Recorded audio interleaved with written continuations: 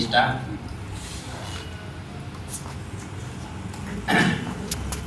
ಈಗ ಇನ್ನೊಂದು ಅಕ್ಬರ್ ಬೀರ್ಬಲ್ ಕತೆ. ಅಕ್ಬರ್ ಬೀರ್ಬಲ್ ಯಾರು ಗೊತ್ತಾ? ಹನುಮಂತ್ರಿ. ಸೇಮ್ ಇವ್ರು ಹೆಂಗೆ ಕೃಷ್ಣದೇವರಾಯ ಮತ್ತೆ ತೆಲಾಲಿ ರಾಮಕೃಷ್ಣ ಇದ್ರು ಅದೇ ತರ ಅಕ್ಬರ್ ಮತ್ತೆ ಬೀರ್ಬಲ್. ಅಕ್ಬರ್ನ ಆಸ್ಥಾನದಲ್ಲೂ ಅನೇಕ ಜನ ಮಂತ್ರಿಗಳು, ಕವಿಗಳು, ನಾಟಕಕಾರರು, ವಿದ್ವಾಂಸರು, ತಮಾಷೆ ಮಾಡೋರು, ಜೋಕ್ ಹೇಳೋರು, ಕಾಮಿಡಿಯನ್ಸು, ಸ್ಟ್ಯಾಂಡಪ್ ಕಾಮಿಡಿಯನ್ಸ್ ಇವರೆಲ್ಲ ಇದ್ರು. ಅದೇ ತರ ಬೀರ್ಬಲ್ ಕೂಡ ಒಬ್ಬ, ಅವನು ಕೂಡ ಸ್ವಲ್ಪ ವಿಶೇಷವಾದ ಮಂತ್ರಿ. ಅಕ್ಬರ್ಗೆ ತನ್ನ ರಾಜ್ಯದಲ್ಲಿ ಇರುವವರು ಎಷ್ಟರ ಮಟ್ಟಿಗೆ ಪ್ರಾಮಾಣಿಕರು ಅಂತ ಕಂಡು ಹಿಡಿಬೇಕು ಅಂತ ಅನಿಸ್ತು. ಏನನ್ಸ್ತು? ಪ್ರಾಮಾಣಿಕರು ಅಂದ್ರೆ ಸತ್ಯ ಹೇಳೋರು, ಅಥವಾ ಎಷ್ಟು ಒಳ್ಳೆಯವರು, ಸತ್ಯ ಹೇಳುವವರು, ಪ್ರಾಮಾಣಿಕರು, ಮೋಸ ಮಾಡದೇ ಇರೋರು, ಇರೋದನ್ನ ಇರೋ ಹಾಗೆ ಒಪ್ಕೊಳ್ಳೋರು ಎಷ್ಟು ಜನ ಇದ್ದಾರೆ ಅಂತ ಕಂಡು ಹಿಡಿಬೇಕು ಅಂತ. ಅವನು ತನ್ನ ಮಂತ್ರಿಗಳನ್ನೆಲ್ಲ ಕರೆದು ಹೇಳ್ದ, ನನಗೆ ಈ ತರದೊಂದು ಥಾಟ್ ಬಂದಿದೆ. ಏನೋ, ನಾನು ಪ್ರಾಮಾಣಿಕರು ಎಷ್ಟು ಜನ ಇದ್ದಾರೆ ಅಂತ ಕಂಡು ಹಿಡಿಬೇಕು, ಯಾರ್ಯಾರು ಪ್ರಾಮಾಣಿಕರು ಅಂತ ಕಂಡು ಹಿಡಿಬೇಕು, ಏನ್ ಮಾಡೋದು ಅಂತ ಹೇಳ್ಕೊಂಡು ಕೇಳ್ದ ಮಂತ್ರಿಗಳಿಗೆ. ಒಬ್ಬೊಬ್ರು ಒಂದೊಂದ್ ತರ ಉತ್ತರ ಹೇಳಿದ್ರು. ನಾವು ಇದಕ್ಕೊಂದು ಜನಗಣತಿ ಮಾಡೋಣ, ನಾವು ಇದಕ್ಕೊಂದು ವೋಟಿಂಗ್ ಲೈನ್ ಅನ್ನು ಇಡೋಣ, ಇದಕ್ಕೆ ಇನ್ನೊಂದೇನಾದ್ರು ಮಾಡೋಣ, ಗೂಢಚಾರರನ್ನು ಕಳಿಸೋಣ, ಮತ್ತೊಂದು ಅಂತ ಒಬ್ಬೊಬ್ರು ಒಂದೊಂದ್ ತರದ ಐಡಿಯಾ ಹೇಳಿದ್ರು. ಅದಕ್ಕೆ ಬೀರ್ಬಲ್ ಹೇಳಿದೆ, ಇಷ್ಟೆಲ್ಲ ಕಷ್ಟಪಡಕ್ಕೆ ಏನೂ ಇಲ್ಲ, ನಾನೊಂದು ಪ್ಲಾನ್ ಮಾಡ್ತೀನಿ, ನಾಳೆ ಅಷ್ಟೊತ್ತಿಗೆ ಎಷ್ಟು ಜನ ಪ್ರಾಮಾಣಿಕರಿದ್ದಾರೆ ಅಂತ ನಾನು ಕಂಡು ಹಿಡಿತೀನಿ ಅಂತ ಹೇಳ್ಕೊಂಡು ಹೇಳ್ತಾನೆ. ಹೌದಾ, ಪ್ಲಾನ್? ಏನ್ ಪ್ಲಾನು? ಅದನ್ನೆಲ್ಲ ಹೇಳಲ್ಲ, ನಾನು ಮಾಡಿ ತೋರಿಸ್ತೀನಿ ಅಂತ ಹೇಳ್ಕೊಂಡು ಡಂಗೂರ ಹೊಡೆಸೋನ್ನ ಕರೆಸ್ದ. ಡಂಗೂರ ಹೊಡೆಸೋರು ಯಾರು ಗೊತ್ತಾ? ಈಗ ಸುದ್ದಿ ಕಳ್ಸಕ್ಕೆ ನಮಗೆ ಬೇರೆ ಬೇರೆ ಸಾಧ್ಯತೆಗಳಿದೆ. ಮೆಸೇಜ್ ಕಳಿಸ್ಬೋದು, ಕಾಲ್ ಮಾಡಿ ಹೇಳ್ಬೋದು, ಪತ್ರ ಕಳಿಸ್ಬೋದು, ಅಥವಾ ಟಿವಿಲಿ ಹಾಕಿದ್ರೆ ಎಲ್ರ ಮನೆಗೂ ಬಂದ್ಬಿಡುತ್ತೆ. ಮೊಬೈಲಲ್ಲಂತೂ ಎಲ್ಲರ ಕೈಗೂ ವಿಷಯ ತಲುಪತ್ತಲ್ವಾ? ಮೊದಲು ಹಂಗಿರ್ಲಿಲ್ಲ. ಮೊದಲು ಅದಕ್ಕೆ ಡಂಗೂರ ಹೊಡೆಯೋರು ಅಂತ ಇದ್ರು. ಅವರು ಕೇಳ್ರಪ್ಪ, ಕೇಳ್ರಿ, ಇವತ್ತು ರಾಜ್ಯದಲ್ಲಿ ಹಿಂಗಂತೆ, ನಾಳೆ ಇಷ್ಟೊತ್ತಿಗೆ ಈ ಕೆಲಸಕ್ಕೆ ಬರಬೇಕಂತೆ ಅಂತ ಅನೌನ್ಸ್ ಮಾಡ್ಕೊಂಡು ಹೋಗೋರು ಇಡೀ ಊರಲ್ಲೆಲ್ಲ. ಆ ತರ ಡಂಗೂರ ಹೊಡೆಸೋರನ್ನ ಕರೆಸ್ದ. ಯಾರು ಕರೆಸಿದ್ದೋ? ಬೀರ್ಬಲ್ ಕರೆಸ್ದ. ಬೀರ್ಬಲ್ ಕರೆಸಿ ಎಲ್ಲರೂ ಇವತ್ತು ರಾತ್ರಿ ಊರ ಮಧ್ಯದಲ್ಲಿ ಒಂದು ದೊಡ್ಡ ಕೊಪ್ಪರಿಗೆಯನ್ನು ಇಡ್ಲಾಗತ್ತೆ. ಕೊಪ್ಪರಿಗೆ ಅಂದ್ರೆ, ಕೊಪ್ಪರಿಗೆ ಕೇಳಿದ್ದೀರಾ? ಕೊಪ್ಪರಿಗೆ ಅಂದ್ರೆ ದೊಡ್ಡ ಪಾತ್ರೆ.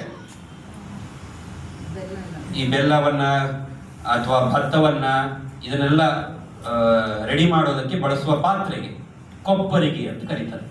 ದೊಡ್ಡ ಪಾತ್ರೆ. ಎಷ್ಟು ದೊಡ್ಡದು ಅಂತ ಹೇಳಿದ್ರೆ ಸುರುಚಿ ರಂಗಮನೆಗಿಂತ ದೊಡ್ಡದು. ಅಷ್ಟು ದೊಡ್ಡ ಪಾತ್ರೆ ಕೊಪ್ಪರಿಗೆ ಊರ ಮಧ್ಯದಲ್ಲಿ ಇಡ್ಲಾಗತ್ತೆ. ಎಲ್ಲರೂ ಇವತ್ತು ರಾತ್ರಿ 12 ಗಂಟೆ ಅಷ್ಟೊತ್ತಿಗೆ, 12 ಗಂಟೆಯಿಂದ ಒಂದು 4 ಗಂಟೆ, ಈ ಮಧ್ಯರಾತ್ರಿ ಆಗಬೇಕು. ಈ ಟೈಮಲ್ಲಿ ನಿಮ್ಮ ಮನೆಯಿಂದ 1 ಲೋಟ ಹಾಲು ತಂದು ಆ ಕೊಪ್ಪರಿಗೆಗೆ ಹಾಕಬೇಕು ಅಂತ ಡಂಗೂರ ಸಾರಿಸ್ದ. ಏನ್ ಮಾಡ್ಬೇಕು? 12 ಗಂಟೆಯಿಂದ 4 ಗಂಟೆಯ ಈ ಟೈಮಲ್ಲಿ ನಿಮ್ಮ ಮನೆಯಿಂದ 1 ಲೋಟ ಹಾಲು. ಹೀಗೆ ಡಂಗೂರ ಸಾರಿಸ್ದ. ಹೀಗೆ ಮಾಡದೇ ಇದ್ರೆ, ಯಾರಾದ್ರೂ ಅಕಸ್ಮಾತ್ ಬಂದು ಹಾಲನ್ನು ಹಾಕದೇ ಇದ್ರೆ ಏನು ಶಿಕ್ಷೆ ಕೊಡೋಣ? ಮೃತ್ಯು ದಂಡನೆಯನ್ನು ಕೊಡೋಣ, ನಿಮ್ಮನ್ನ ಮರಣ ದಂಡನೆ, ನಿಮ್ಮನ್ನ ಗಲಿಗೆಸ್ಬಿಡೋಣ ಅಂತ ಹೇಳ್ಕೊಂಡು ಡಂಗೂರವನ್ನು ಸಾರಿಸ್ತಾರೆ. ಸರಿ ಆಯಿತು ಅಂತ ಹೇಳ್ಕೊಂಡು ಮಾರನೇ ದಿನ ರಾಜ ಮತ್ತೆ ಬೀರ್ಬಲ್ಲು, ರಾಜ ಯಾರೋ ಅಕ್ಬರು, ಬೀರ್ಬಲ್ ಹೋಗಿ ಅದರಲ್ಲಿ ನೋಡ್ತಾರೆ, ಅದರಲ್ಲಿ ಬರೀ ನೀರಿದೆ. ಅವನಿಗೆ ಆಶ್ಚರ್ಯ, ಅರೆ ನೀನು ಡಂಗೂರ ಸಾರಿಸಿದ್ದೇನು ಅಂತ, ಹಾಲು ಹಾಕಬೇಕು ಅಂತ ಹೇಳ್ಕೊಂಡು, ಇಲ್ಲಿ ನೋಡಿದ್ರೆ ಬರೀ ನೀರೇ ಇದೆಯಲ್ಲ, ಯಾಕೆ, ಏನಾಯ್ತು, ನಮ್ಮ ಪ್ರಜೆಗಳಿಗೆ ಅರ್ಥ ಆಗ್ಲಿಲ್ವಾ, ಅಥವಾ ಡಂಗೂರದವ್ರು ಏನಾದ್ರು ತಪ್ಪಾಗಿ ಡಂಗೂರ ಸಾರಿಸ್ಬಿಟ್ರಾ ಅಂತ ಹೇಳ್ಕೊಂಡು ಅಕ್ಬರು ಬೀರ್ಬಲನ್ನ ಪ್ರಶ್ನೆ ಮಾಡ್ತಾರೆ. ಅದಕ್ಕೆ ಬೀರ್ಬಲ್ ಹೇಳ, ಇಲ್ಲ ಅವರು ಸರಿಯಾಗಿಯೇ ಡಂಗೂರ ಸಾರಿಸಿದ್ದಾರೆ, ನೀನ್ ನನ್ನ ಹತ್ರ ಒಂದು ಪ್ರಶ್ನೆ ಕೇಳ್ದಿಲ್ಲ. ಏನ್ ಪ್ರಶ್ನೆ? ಎಷ್ಟು ಜನ ಪ್ರಾಮಾಣಿಕರಿದ್ದಾರೆ ಅಂತ ಗೊತ್ತಾಯ್ತಾ? ಈಗ ಎಷ್ಟು ಜನ ಪ್ರಾಮಾಣಿಕರಿದ್ದಾರೆ ಅಂತ ಬೀರ್ಬಲ್ ಕೇಳಿದ. ಅರ್ಥ ಆಗ್ಲಿಲ್ಲ ಕಣೋ ಅಂತ ಹೇಳ್ತಾನೆ ಅಕ್ಬರ್. ನೀನ್ ಏನ್ ಹೇಳ್ತಿದ್ದಿ, ನನಗೆ ಅರ್ಥ ಆಗ್ಲಿಲ್ಲ. ಅದಕ್ಕೆ ಅವನು ಅದನ್ನ ಎಕ್ಸ್ಪ್ಲೈನ್ ಮಾಡಿ ಹೇಳ್ತಾನೆ. ನಾನು ಎಷ್ಟೊತ್ತಿಗೆ ಹಾಲು ತಂದು ಹಾಕಬೇಕು ಅಂತ ಹೇಳಿದೆ?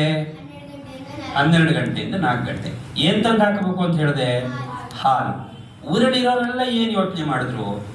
ಕತ್ಲು, ನಾನು ಏನ್ ತಕೊಂಡೋಗ್ತೀನಿ ಅಂತ ಯಾರಿಗೆ ಕಾಣುತ್ತೆ? ಆಮೇಲೆ ನನ್ನನ್ನು ಬಿಟ್ಟು ಊರಲ್ಲಿರೋರು ಎಲ್ಲರೂ ಹಾಲೇ ಹಾಕ್ತಾ ಇರ್ತಾನೆ. ಹಾಲಿಗೆ ನಾನು ಒಬ್ಬ ನೀರು ಹಾಕಿದ್ರೆ ಏನ್ ಕಡಿಮೆ ಅಂತ ಹೇಳ್ಕೊಂಡು ಎಲ್ಲರೂ ಮನೆಯಿಂದ ಒಂದೊಂದು ದೊಡ್ಡ ನೀರೇ ತಂದು ಹಾಕ್ಬಿಟ್ರು. ಎಲ್ಲರೂ ಏನ್ ಯೋಚನೆ ಮಾಡಿದ್ರು? ಎಲ್ಲರೂ ಊರಲ್ಲಿರೋರು ಎಲ್ಲರೂ ಹಾಲು ಹಾಕ್ತಾರೆ, ನಾನೊಬ್ಬ ಏನಕ್ಕೆ ಹಾಲು ಹಾಕಬೇಕು? ಸುಮ್ಮನೆ 1 ಲೋಟ ಹಾಲು ಯಾಕೆ ವೇಸ್ಟ್ ಮಾಡೋದು? ಏನ್ ಅದರಿಂದ ಏನ್ ಮಾಡ್ತಾರೆ? ದೊಡ್ಡ ಕೊಪ್ಪರಿಗೆ ಹಾಲಿಗೆ 1 ಲೋಟ ನೀರು ಸೇರಿಸಿದ್ರೆ ಏನ್ ಪ್ರಾಬ್ಲಮ್? ನಿಮ್ಮನೆಗೆ ಹಾಲು ತಂದು ಹಾಕೋರು ಹಂಗೆ ಮಾಡ್ತಾರ? ಹೌದಾ? ಹಂಗೆ ಮಾಡ್ತಾರ? ಹಾಲು ನೀರು ಇರುತ್ತಾ ಹಾಲೇ ಇರುತ್ತಾ? ಹಾಲಿರುತ್ತೆ ತಾನೆ. ಅವರೆಲ್ಲ ಒಳ್ಳೆಯವ್ರು, ಹಂಗಾದ್ರೆ ಪ್ರಾಮಾಣಿಕರು. ಈ ಅಕ್ಬರ್ ಊರಲ್ಲಿ ಇದ್ದವರು ಎಲ್ಲ ಅಪ್ರಾಮಾಣಿಕರು. ಅವ್ರು ಏನ್ ಯೋಚನೆ ಮಾಡಿದ್ರೆ ಎಲ್ಲರೂ ನಾನೊಬ್ಬ ನೀರು ಹಾಕಿದ್ರೆ ಗೊತ್ತೇ ಆಗಲ್ಲ ಅಂತ ಅನ್ಕೊಂಡು ಎಲ್ಲರೂ ಹಂಗೆ ಯೋಚನೆ ಮಾಡಿ ಎಲ್ಲರೂ ತಂದು ನೀರನ್ನೇ ಹಾಕ್ಬಿಟ್ರು. ಆಗ ಬೀರ್ಬಲ್ ಹೇಳಿದೆ, ನೋಡಿದ್ಯಾ ನಿನ್ನ ರಾಜ್ಯದಲ್ಲಿ ಎಷ್ಟು ಜನ ಪ್ರಾಮಾಣಿಕರಿದ್ರು ಅಂತ. ಆಗ ಅವನಿಗೆ ಗೊತ್ತಾಯ್ತು, ಓ ರಾಜ್ಯ ನಡೆಸೋದು ಅಥವಾ ರಾಜ್ಯದ ಪ್ರಜೆಗಳನ್ನ ಸುಮ್ಮನೆ ನಂಬ್ಕೊಳಕ್ ಆಗಲ್ಲ. ಎಲ್ಲರೂ ಪ್ರಾಮಾಣಿಕರು, ಬುದ್ಧಿವಂತರೋ ಅಪ್ರಾಮಾಣಿಕರೋ ದಡ್ರೋ ಅನ್ನೋದು ನಾವು ಹೀಗೆ ಪರೀಕ್ಷೆ ಮಾಡಿ ತಿಳ್ಕೋಬೇಕು ಅಂತ ಅಕ್ಬರಿಗೆ ಗೊತ್ತಾಯ್ತು. ಇಲ್ಲಿಗೆ ಈ ಕತೆ ಮುಗೀತು.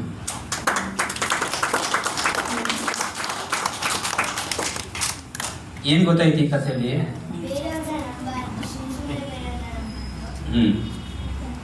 ಆಮೇಲೆ ಪ್ರಾಮಾಣಿಕವಾಗಿರ್ಬೇಕು. ಎಲ್ಲ ಇನ್ನೊಬ್ರು ಎಲ್ಲರೂ ಮಾಡ್ತಾರೆ, ನಾನೊಬ್ಬ ಕಳಗಾಟ ಮಾಡಿದ್ರೆ, ಸ್ಕೂಲಲ್ಲಿ ಹೋಮ್ವರ್ಕ್ ಮಾಡ್ಕೋಬಾ ಅಂತ ಹೇಳಿದಾಗ ಎಲ್ಲರೂ ಮಾಡಿರ್ತಾರೆ, ನಾನು ಮಾಡಿದೆ, ಕೊನೆಯಲ್ಲಿ ಕೆಳಗೆ ನನ್ನ ಪುಸ್ತಕ ಇಟ್ಟರೆ ಟೀಚರ್ ನೋಡಲ್ಲ ಅಂತ ಇಟ್ರೆ ಏನಾಗ್ಬಿಡುತ್ತೆ? ಕೊನೆಗೆ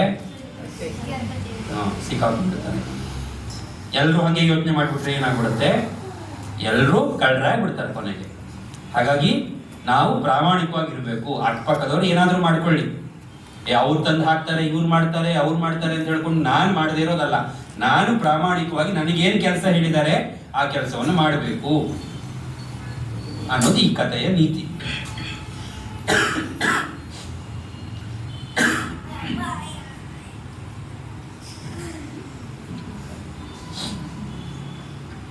ಇನ್ನೊಂದು ಕತೆ ಹೇಳ, ಸಣ್ಣ ಕತೆ. ಆ ಸಣ್ಣ ಕತೆ ಹೇಳಿ ಮುಗಿಸ್ತೀವಿ. ಇದು ರಾಮಕೃಷ್ಣ